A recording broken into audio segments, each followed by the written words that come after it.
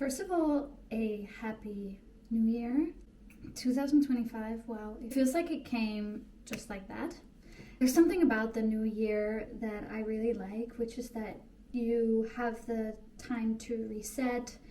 It feels like a time for new possibilities. I also think the new year is such a nice period because most people are off.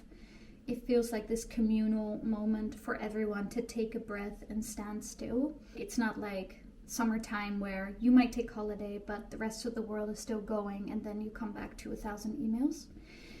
So I really take this moment of space to set my intentions and goals for the year, but also to reflect on the past year and see how far I've come. For that, I use a Moleskine notebook. I love a soft top just because it's way more flexible and I can fit it into so many bags.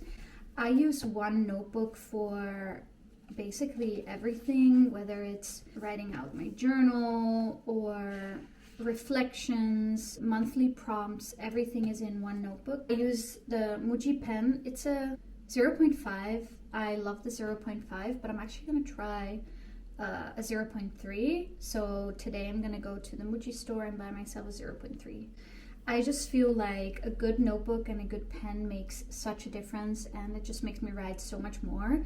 So this is my holy grail. So the first thing I do is reflect on the past year. Looking back on 2024, I feel like I made a lot of progress on self-development. It's been such a crazy year because it is the year that I moved to Copenhagen.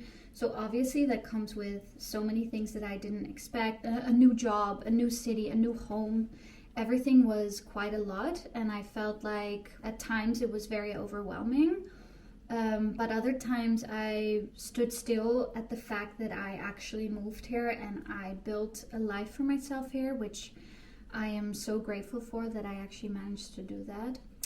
I do think this year is going to be really good now that I'm settled a little bit more. Besides writing out my 2024 reflections, I also wrote out my 2025 intentions in here. Because I wrote out my main purpose of this year, I feel like I have a clear vision of what I want to focus on this year. It really helps me to stay focused and to know where to place my energy and what to let go of. So what worked for me is to set journal prompts. For example, I wrote out what kind of person I want to become and how I want to live. And I also wrote out what areas of my life need more attention or improvement, but also which areas of my life need less attention and what areas of my life I've actually been improving on already. Then the most important part of my goal setting was to structure my goals into different categories. I have 6 categories, which are health, personal, passions, financial, career, and what am I missing? Social media.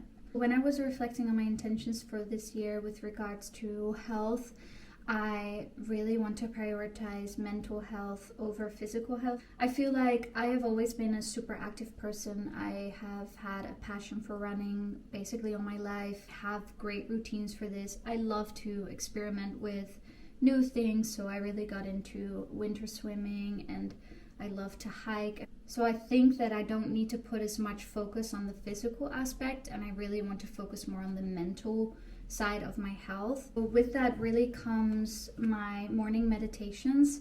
I have been quite good at getting in my morning meditations by now, almost every morning. It has helped me in so many ways, so that is definitely a big priority of mine this year. Besides that, I want to journal in the evenings, and I've come to the realization that gratitude journaling in the evenings sets me up for a good night's rest. So I really like to get that in the evenings. I want to spend more alone time in nature without a podcast, without music, to really ground and to get out of the city and breathe in the fresh air. I think another important aspect to my health this year is to prioritize sleep. I have issues falling asleep and I never really get in the 8 hours. And I've just noticed that because it takes me longer to get to sleep, I should just prioritize going to bed earlier. I really want to protect my energy this year. So instead of searching for new connections and instead of feeling this need to always be available to everyone and really build on the relationships and friendships that I've already created and to have deeper connections, open dialogue, honest communication. It is something that I want to build more of this year. I think another big part of my health and what I want to improve this year is to be less on my phone, to balance between being offline, which feels more like my nature, versus being online. And I need to set better boundaries. So for me, what really works is to set some sort of rule so that I actually know when I have to get off my screen. No phone time prior to brushing my teeth in the morning. And I'm also trying to be off my phone at night after brushing my teeth. This really helps me set that habit. I need some sort of cue to remind me when to get off my phone. Another thing that I find very interesting is that I've been reading The Artist's Way. And what I really like is that she talks about morning pages, which is just 3 pages of rambling. It can be anything from writing out your feelings and really being good at reflecting. But if you don't know what to talk about, you can write, I don't know what to write about. It's just about getting everything on pages and then throwing it away.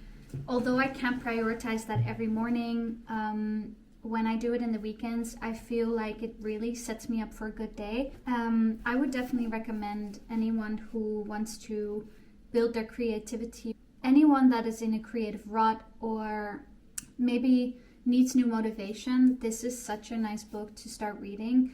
I really read it as if it's a study book, so I'm marking everything. I really like it. It feels like I'm back to school. In general, I've been reading so much more on certain health topics. I read nonfiction and fiction simultaneously. I have a list of goals when it comes to reading and how many books I want to read. The Artist's Way is obviously one of them. Reading a lot about longevity, mindfulness, and meditation, because I want to dive into that a little bit more. And yeah, these are just some examples of the goals I've been setting for myself. Obviously, the next step is to break that down into specific habits and to make those goals tangible and not just write them out on paper and then forget about them until end of the year. Hold yourself accountable. I hope that is something that you can use, and I'm looking forward to the year ahead and also very excited about my plans with YouTube. Right now I'm very inactive because I'm trying to balance my time offline and online, and with a full-time job it's just very hard to keep it up, but I will do my best and I just want to have fun with it, so whenever it suits me I'll be here.